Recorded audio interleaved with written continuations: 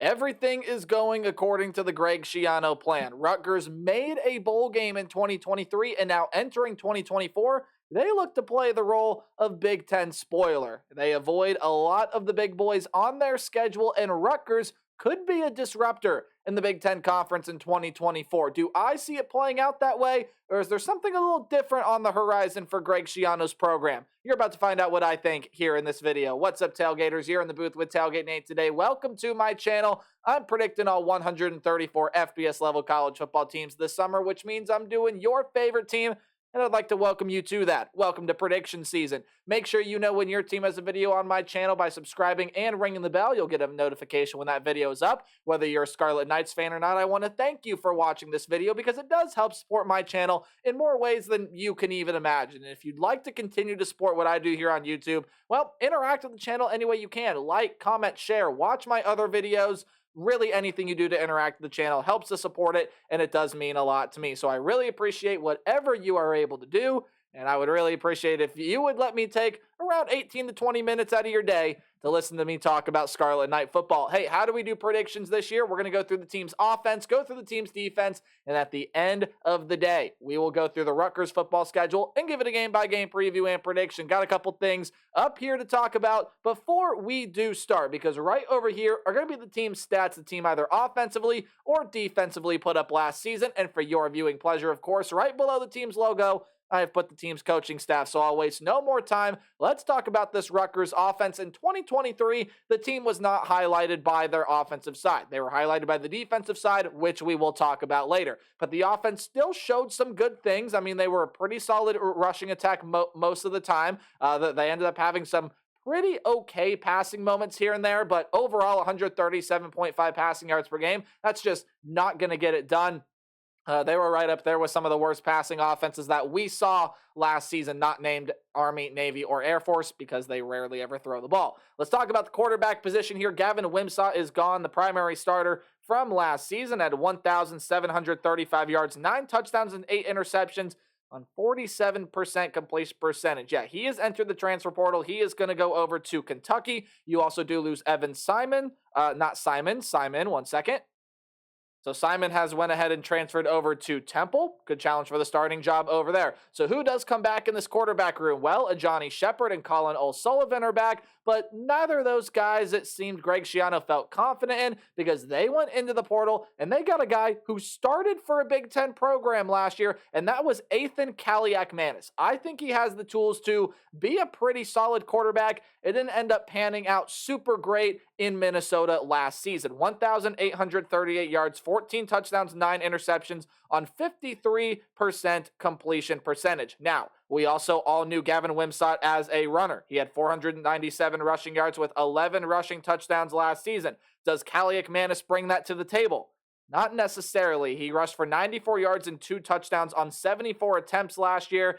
That's only 1.3 yards per carry, and sack yardage is included in there as well. So a little bit of a different system quarterback coming in here with Kaliakmanis, but at his helm, it definitely should be improved quarterback play for Rutgers in 2024. In the running back room, you do lose Aaron Young. He has gone through the transfer portal. He has found himself a new home, but he was more of a depth piece than anything, which means you get a lot of your contributors back, including a 1,200-yard rusher from last season. That was Kyle Manungai, 1,262 yards, 8 touchdowns on 242 carries, and he should be the focal point of this offense yet again in 2024. He's also got Samuel Brown V and Jashawn Benjamin coming back behind him. Both of those guys were around the 175 to 200-yard mark this past year, with both of them right around the 3.8, 3.4 yards per carry. I just read it right here. Benjamin, 3.8. Brown, 3.4. Manungai, though, 5.2. Again, focal point of that offense this upcoming season. You did lose a couple wide receivers to the NFL.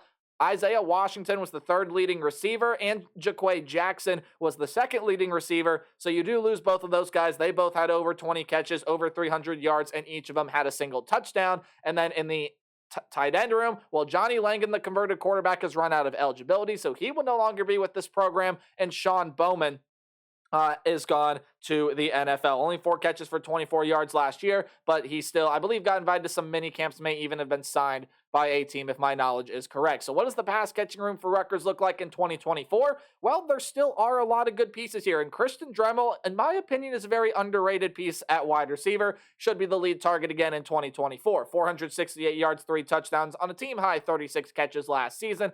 Ian Strong is back, Nassim Brantley is back, Chris Long is back, and Dylan Braithwaite. Hopefully I am pronouncing that last name correctly. He comes back as well. So there is some solid depth here, but just in case, they went and got a guy over from the transfer portal in Demir Miller. He is coming over from Monmouth, and Callie McManus's brother is also coming over from Minnesota. He's a wide receiver. Dino is going to be joining his brother Ethan as a wide receiver. Maybe he has some playing time there, but it'll primarily, in my opinion, be those 6 guys. And then in the tight end room, Kenny Fletcher, Victor Konopka, and Mike Higgins will all be back in that room. Fletcher was the leading receiver among them last season, I do believe. Oh, no, never mind. He never had a catch. So there you go. Pretty new tight end room for the Rutgers Scarlet Knights this upcoming year. And with some of the pieces on the offensive line gone, such as Ireland Brown to the NFL, Mike Ciafoni, again, hopefully I'm pronouncing that last name right, Kamar Missouri gone through the portal, and Curtis Dunlap Jr. running out of eligibility. Your offensive line room, no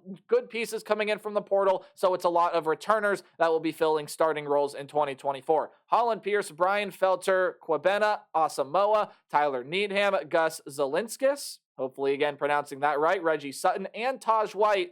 The combination of those 7 guys probably end up being your starting offensive line in 2024. The offensive line did only give up 14 sacks last season. Again, not a primary throwing offense. They didn't even throw the ball 300 times last season. It'll be kind of the same thing again in 2024. Monungai is going to be the face of this offense and a primary candidate to get 1,000 yards yet again in 2024. But I think Callie McManus, while he's not as dual threat of a quarterback as Gavin Wimsott, I think they are going to get a step up in quarterback play here. I think that passing yards per game number is going to improve. There's some solid pass catching talent here, but the focus of Rutgers offense will again be the run in 2024. When you take a look at the Rutgers defense, though, this is what led Rutgers last season. If my slide would ever change, there it goes. 313 yards per game was one of the better marks in the entire country. They were a very good secondary. The rush defense had its good moments here and there as well, but what was especially impressive about Rutgers, much like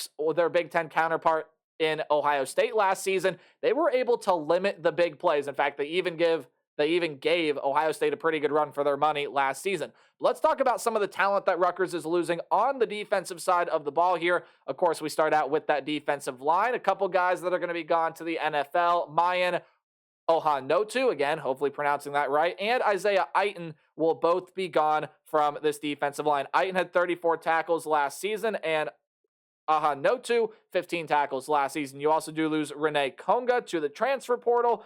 More of a depth piece than anything, if my knowledge... Oh, no, I got it right here. 8 tackles, 1 sack. So, yeah, I was right. More of a depth piece than anything in that defensive line room. Aaron Lewis, Keontae Hamilton, Wesley Bailey, Jordan Thompson, Troy Rainey, and Zaire and Angoy are back in the defensive line room. You do get a piece over from the transfer portal. Malcolm Ray, hey, he comes over from Florida State. That's a pretty good pickup there for the Rutgers Scarlet Knights. Should be a pretty good piece to this defensive line in 2024. When you talk about some of the names here, Lewis, 49 tackles, 3 sacks last season. When you go and take a look at a guy like Wesley Bailey, he was leading the way in sacks for this team among defensive linemen last season with 4 of them. Not a team that generated a whole lot of sacks. That's a number that could creep up in 2024. Linebacker room, you do lose Deion Jennings to the NFL, your leading tackler at 94 tackles with 4 passes defended last season, but pretty much everyone else is back. Mohamed Toure, 92 tackles and led the Rutgers defense with 4.5 sacks last season. He was a very, very good player for them last season. In fact, you could argue their best defensive player, so it's great to see him back to that linebacker room, as well as Tyreen Powell, Moses Walker, and I'm going to mispronounce this name, so I apologize, Dariel Jabomi. Again, I apologize for mispronunciations entirely. And Abram Wright will be back in the linebacker room. Couple losses in the secondary here. Max Melton is going to be gone out of the cornerback room. 6 passes defended, led the team with 3 interceptions. and had 32 tackles last season, while Carnell Davis leaves the safety room through the transfer portal. Now, Davis only had 2 tackles this past season, so not a huge loss there. So pretty much everyone else in your defensive backfield will be coming back. Robert Longerbeam is back to be a cornerback for this team, led the Scarlet Knight defense with 8 passes defended last season. Eric Rogers and Bo Masco will also be coming back. You get one of the best names in college football back in your secondary in Flip Dixon, 76 tackles. That was 3rd on the team with 5 passes defended last season.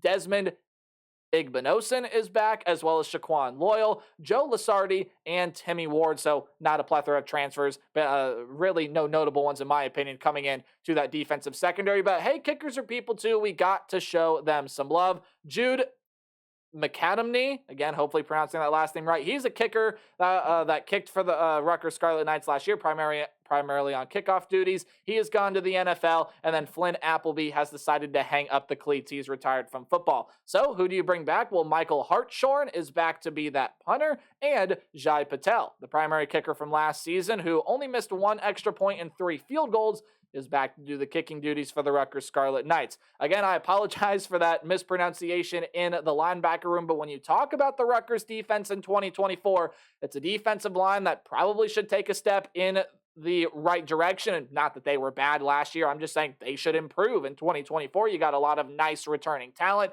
Mohamed Toure is going to be one of the best defensive players, I think, in the entire Big Ten Conference. He's really, really good. You got some good pieces in the secondary here. And if Rutgers can continue that trend of being able to limit the big plays in 2024, they're going to be able to compete with anyone, especially since you take a look at this schedule. I mean, take a look at who they avoid here. No Ohio State, no Michigan, no Oregon, no Penn State, no Iowa either. I mean, Rutgers definitely had some strings pulled in that room, and no, I'm kidding, all jokes aside. But this is a very favorable schedule for the Rutgers Scarlet Knights in 2024. We're going to predict it right now. How do we do that? Well, any game at home is going to be underlined, and any game on the road is in italics or that slanted text. Any game in green is going to be a game that I think the Scarlet Knights win easily, while any game in yellow is going to be a game where the Scarlet Knights are going to have to fight a little bit, but I do think they come out with the win, and red is any predicted loss. So the first 2 games, I think, should be no problem for the Rutgers Scarlet Knights. You got the Howard Bison coming into town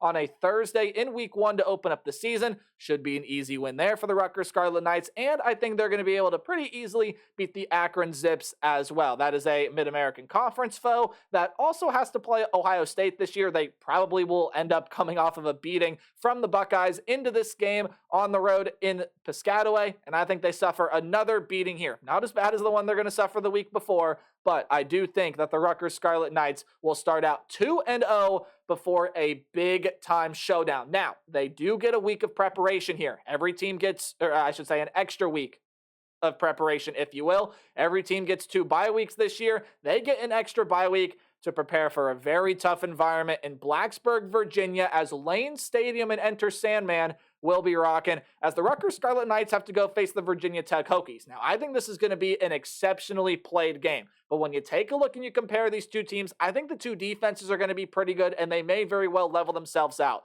So it's up to which offense do I trust more, and to me, that is Virginia Tech. They still got some really good pieces in the backfield, including Bashal Tootin, who I just found out I have been pronouncing that name correctly. Got some good pieces in that wide receiver room, but most importantly, Kyron Drones is back. Really good passer that I think will take a step up in his development. He's really good with his legs as well, and I just trust this Virginia Tech offense more. I think they're going to get better quarterback play on top of them already playing this game in Lane Stadium. I think Virginia Tech wins this game. Now, would it surprise me if Rutgers were to pull off this win on the road? No. I really, really like this Rutgers team. But I do think that Virginia Tech gets the upper hand on them. This is one of the most talented Hokie teams in quite some time, and Blacksburg will be rocking this season. Rutgers loses that game on the road in week 4. You dive on into your Big Ten Conference play with the defending national runner-up in the Washington Huskies, and I'll talk about that game after a quick water break, because, of course, we all need to stay hydrated out there.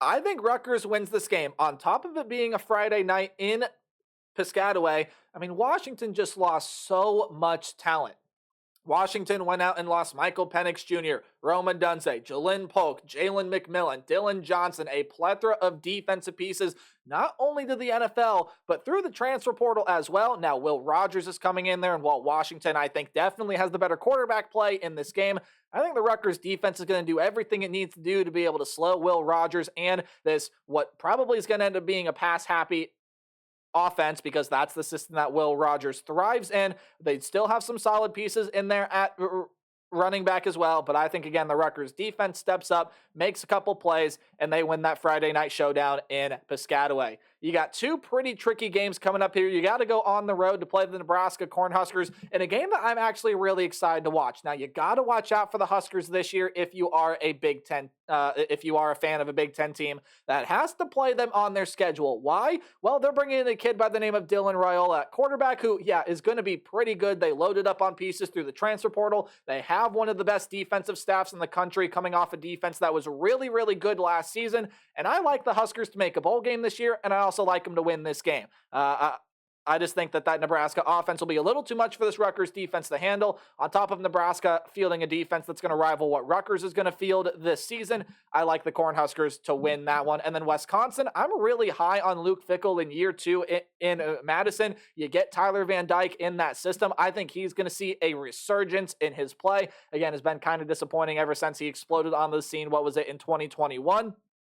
Wisconsin, I have a feeling, is going to take that next step this season. Luke Fickell will have the Badgers in a great position in 2024, and it includes a win in Piscataway against the Rutgers Scarlet Knights. So 3-3 for Rutgers through the first 6 games. The back half of the schedule does have its minefields, but is pretty manageable in its own right. I think they beat UCLA for a couple reasons. One, I think Rutgers, the defensive physicality is going to be too much for UCLA to handle. That also being said, I just really don't like UCLA this year at all. They're in a world of hurt with their coaching situation. First, DeAnton Lynn, the defensive coordinator, went over to USC, a game we're going to talk about in just a minute. Then Chip Kelly, the head coach, went over to go be the offensive coordinator with Ryan Day's squad in Columbus, and UCLA loses Dante Moore. They lose a ton of other talent to the NFL through the portal. I just don't really see UCLA being super competitive year one in the Big Ten Conference. And even though they're going to put up fights, I do think that Rutgers is going to be able to win that game, but they do lose on the road in the Coliseum to the USC Trojans. Now, USC, again, going to be a very, very good team this upcoming season. The question is, how much does that defense take a step up? Well, as you just heard me say a little bit ago, DeAnton Lynn is that defensive coordinator. The defense is going to take a step up in 2024. How big of a step up remains to be seen. There is some good talent there, led by Miller Moss at quarterback. I love that wide receiver room at USC. They'll be too much for the Rutgers defense to handle, especially with the Scarlet Knights, having to go on the road. Your second bye week comes here right before a home game against the Minnesota Golden Gophers, a game that I have you winning right here. Ethan Kaliakmanis gets to play his former side, and Minnesota and Rutgers kind of in a similar situation to what we may talk about with the Iowa Hawkeyes as well, right? The offense definitely has some question marks. How does the offense take a step forward is the big question mark. Now, Minnesota's going to have to fill in for that quarterback position with Kaliakmanis, obviously with the Scarlet Knights program now, but I also like the Scarlet Knights defense a little bit more than the Gophers defense. Even though the Gophers are still going to field a pretty good defensive unit this year, I think PJ Fleck also gets outcoached by Greg Schiano, and the Scarlet Knights win that one in Week 11. Week 12, a road game against the Maryland Terrapins. Maryland has kind of the opposite problem. They have a lot of questions defensively, and now they're losing a lot of pieces offensively as well, most notably that quarterback in Taulia Tungavailoa, the younger brother of Tua. Maryland's got too many questions for me, especially now offensively, and the defensive questions will persist. Rutgers wins that one. I think they come home and beat Brett Bielema's squad in the Illinois Fighting Illini. That defense, I still think, is going to be fielded really, really well for the Illinois Fighting Illini this season. I think they're going to be a pretty solid defensive unit, but Luke Altmaier, that's the key for them this season. The quarterback has to take a step up and play, which I think he does, but I think the Rutgers defense is going to be able to shut him down. So Rutgers has already clinched their spot in the bowl game, and now they get a very good chance to clinch an 8-win season. However, I don't think it happens. While I know I've been on record talking about everything that Michigan State loses, they're losing out on some quarterbacks. Well, Aiden Childs is over there now. He's a 4-star transfer and has some pretty good upside out of the quarterback position. Yes, they lost a lot on defensive line. They've been able to supplement through the portal pretty well as well, and I really like that head coach that they have over there. Coming over from Corvallis and Jonathan Smith, I think Michigan State wins that one, and it helps it's going to be played